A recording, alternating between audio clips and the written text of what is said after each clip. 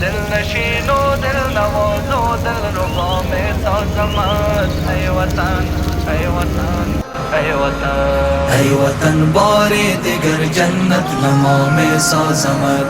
ای وطن بار دیگر جنت نما میں سازمت دل نشین و دل نواز و دل ربا میں سازمت دل نشین و دل نواز و دل ربا میں سازمت. د کندهار ښار په شپږمه ناحیه کې د یو مهم سړک د قیریزه کولو چارې پیل شوې. دا سړک پلانو ته څیرمه د دې محسوس له عمومي سړک څخه شروع بیا تر نوي کلاچې پورې غځېدلی دی. تقریبا 630 متره اوږدوالی او 7 متره پلنوالی لري. یوه میاشت مخکې یې رغنیزې چارې پیل شوې دي. اوس فعلا یې د قیریزه کولو چارې پیل شوې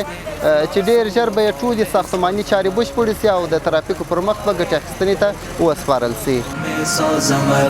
ای وطن بار دیگر جنت نما میں سازمت دل نشین و دل نواز و دل ربا میں سازمت. ما جوال اول کو هغه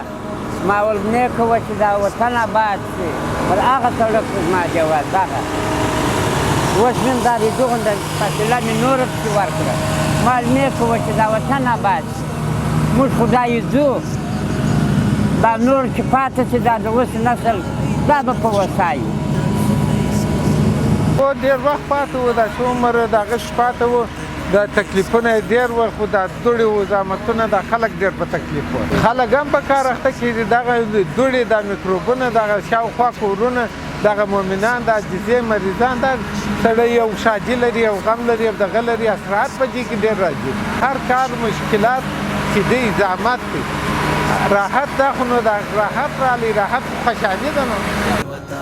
بیرقی سازندگی دارم بدستم ای وطن بیرقی سازندگی دارم بدستم ای وطن خوشتر و خوش منظر و خرم فضا میں سازمت خوشتر و خوش منظر و خرم فضا میں سازمت ای وطن بار دیگر جنت نما میں سازمت